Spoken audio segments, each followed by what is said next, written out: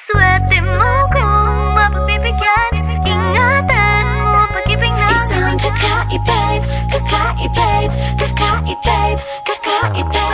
natagpuan mo kawalan.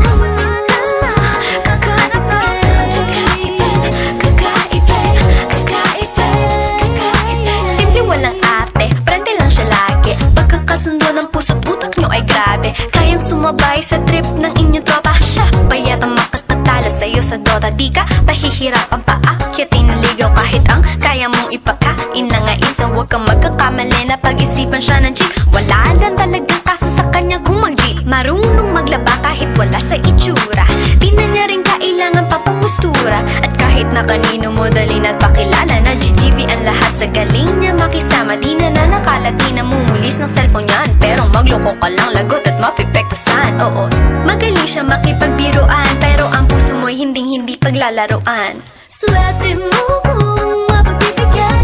Ingatan mo ang pag-ibig na isang kakaibig, kakaibig, kakaibig, kakaibig. natagpuan mo pagkawalan. Minsan lang makahanap ng isang kakaibig, kakaibig, kakaibig, kakaibig. Simple lang pumorma pero swabe ang dating. Sa lahat yata ng bagay hanip grabe ang galing. Chick na mahin hindi makabasag tinggan. Pero sa basketball tambak hindi ka papagbigyan. Di na niya kailangan ng gayuma para puso mo ay kanyang makuha. Di rin siya yung tipo ng babae na pantrip lang. Kung maluloko ka mag-isip ka please lang. Ang ganda niya'y sapat para mapakanta ka ng Sila ang lahat. okay lang yan but siguro kulang ka sa talino kung sa kanya'y di tapat. Pinakala mo Na madali siyang palitan na papatunay ito na kailangan ng tabasan mga sungay mo. Kundi hindi siya nararapat sa buhay mo. Swerte mo kung mapagbibigyan.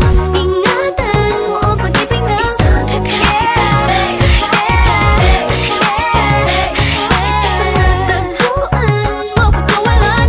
Minsan lang makahanap ng isang kakaibig, kakaibig, kakaibig, kakaibig. Di mo siya maririnig humingi ng tawad. Mararamdaman mo na lang at magugulat at gagaan ng loob kaya siya ay walang katulad. Di siya yung babae na masasabing tipikal. Dahil mismo ang ugali at ganda sumatotal. Ang buo niyang pagkatao ay higit sa pisikal.